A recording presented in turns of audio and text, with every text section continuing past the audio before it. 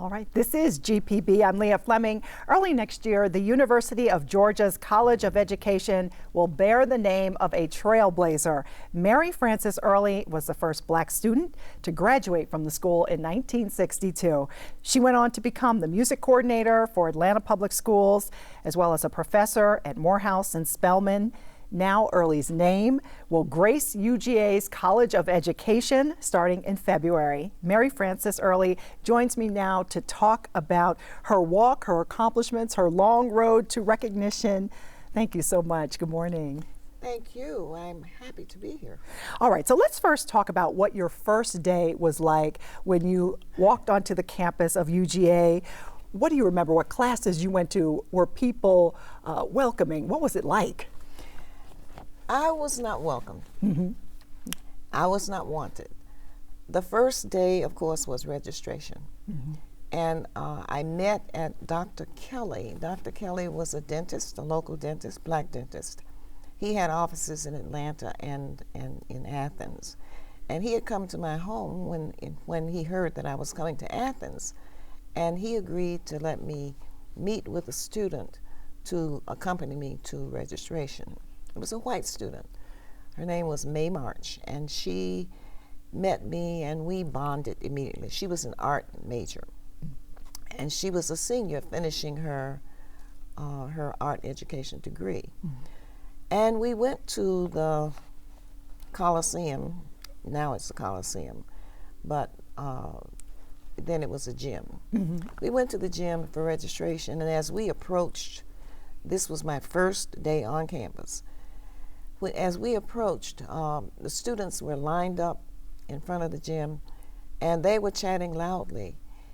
And as they saw us come into view, it got very, very quiet. Nobody said anything, but they looked, they stared. And May and I just continued to talk. That was sort of the scariest moment, because you never knew what was going to happen. Mm-hmm. You say they were chanting. They were just talking. Oh, just talking. Loudly, yes. But they did not chant. They had a proclamation that said that we will not welcome these students, meaning Sharon Hamp, and then including me. We will not talk to them, and that really followed throughout my whole time there, mm-hmm. from 61 to 62. Mm. I lived in the same dorm that Charlene had just left because she went home for the summer. So I was a lone student on campus. And I thought, why would they put her in this room mm-hmm. that's right on the street with Center Myers dormitory, a freshman dorm? And of course, Charlene came in as a sophomore because she'd gone to Wayne State University first, mm-hmm. while waiting for the litigation to complete.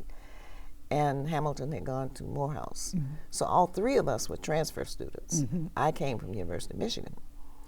And I looked at that room and I thought, this is dangerous. And I remembered the riot and students throwing rocks through her window because all the other windows were dark. They told the girls to turn their lights off. Charlene was not told, of course. Mm-hmm. So her room was very visible. Mm-hmm.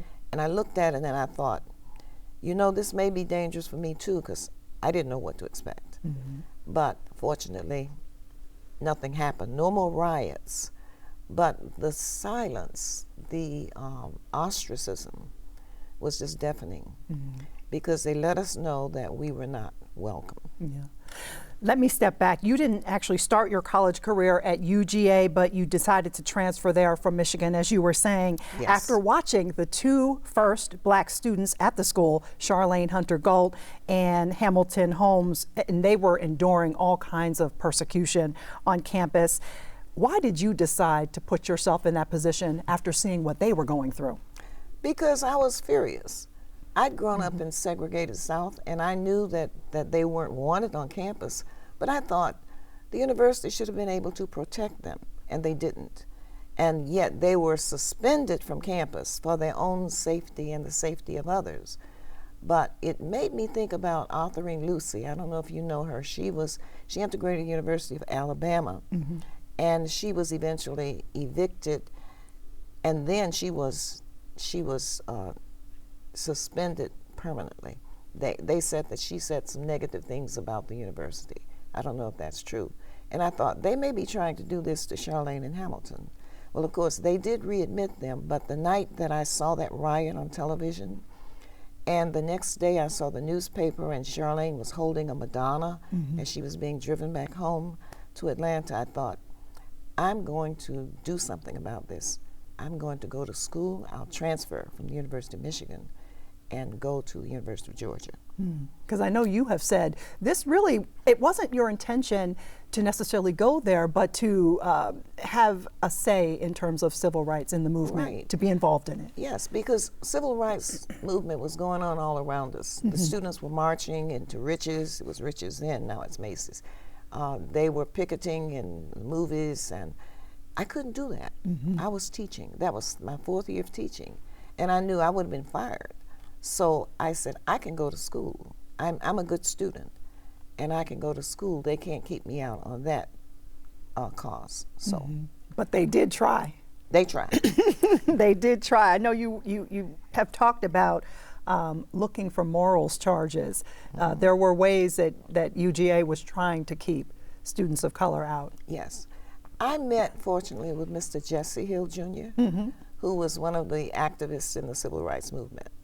My principal, Ralph Long, told me to get in touch with him. So he walked me through all the things that you had to do to get in, because he had helped Charlene and Hamilton.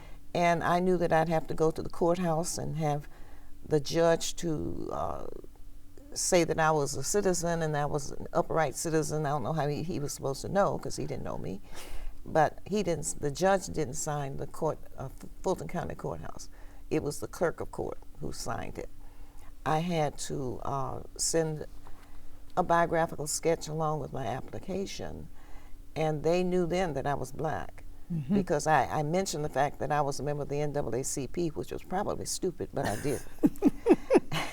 And I said to them, you know, I've been to the university. Going to summer school is no novelty for me, because I've been going to the University of Michigan, but I don't think that I should have to go several hundred miles away when University of Georgia offers the same thing. I'm a citizen of Georgia. I'm teaching here, and I feel that if I am qualified, that I should be admitted.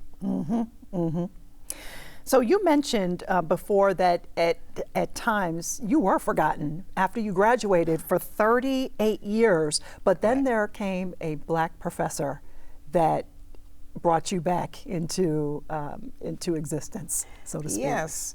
He was doing a documentary on Horace Ward, who was the first black to even apply to University of Georgia. And of course, he was denied entrance. They sent him to the Army, and then he went on to Northwestern. But fortunately, he was working with Donald Hollowell, who was the chief counsel for Charlene and Hamilton. And Dr. Daniels was doing this documentary, and both Jesse Hill and Donald Hollowell told him, well, you know, Mary Frances Early is the first black to get a degree from UGA. He'd been working on UGA's campus, but he'd never heard my name. So he called me and asked the question, and I said, yes, it's true. But then he did research. He went and looked for transcripts and programs and all that sort of thing. And he was able to confirm that it was true. And then he, of course, was partly responsible for my coming back to campus in 2000 to speak for the GAPS, which is the Graduate and Professional Scholars. It's a minority group, because he was their advisor. And that's when I was formally recognized as being the first black to receive a degree there. So when you graduated in 1962, you knew that you were the first black to graduate. Did that? Right. What was that like? What did that mean to you? It was surreal. I was in line. Now, it was at the Fine Arts Building, which is where all the music classes were held, but that was where they had the graduation. And it was a summer graduation with both undergrads and grad students. And I donned my robe. Of course, I had 74 of my family, church members, friends to come. It was probably the first time that UGA had that many blacks at a commencement. But I didn't ask permission, because they had told me earlier that I could not invite my mother and brother and friends to a chorus concert. I was in the summer chorus. And I thought I had the same rights as all the other students.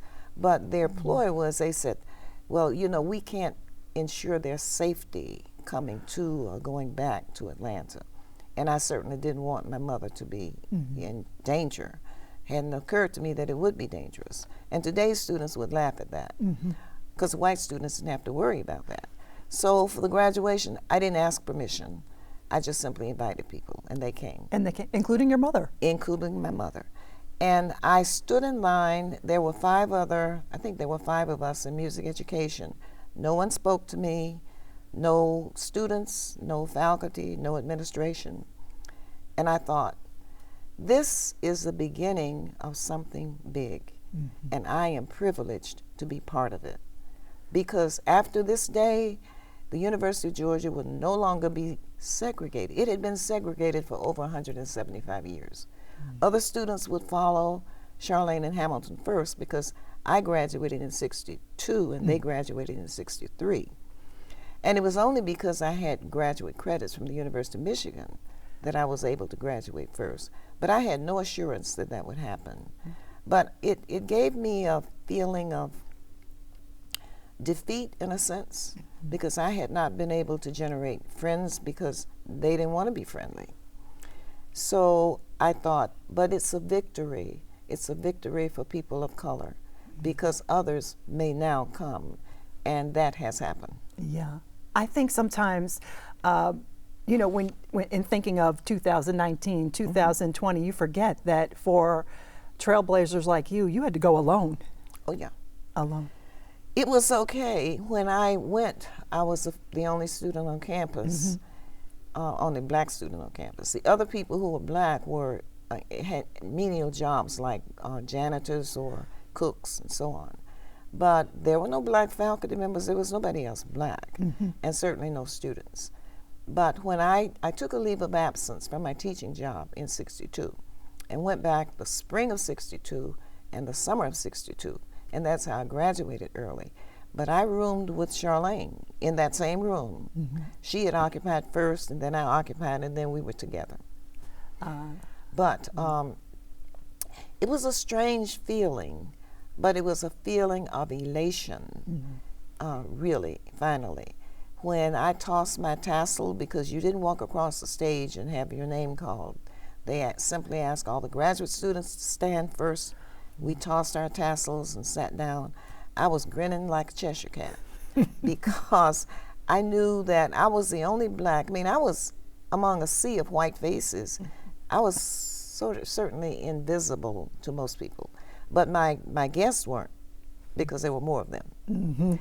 And when the ceremony was over, they had instructed us to leave our caps and gowns at the door of the Fine Arts Building. So I couldn't take an official picture in my cap and gown. I went back later and took a picture under the arch. But I was just elated because I knew it's going to be different now. It's a different university.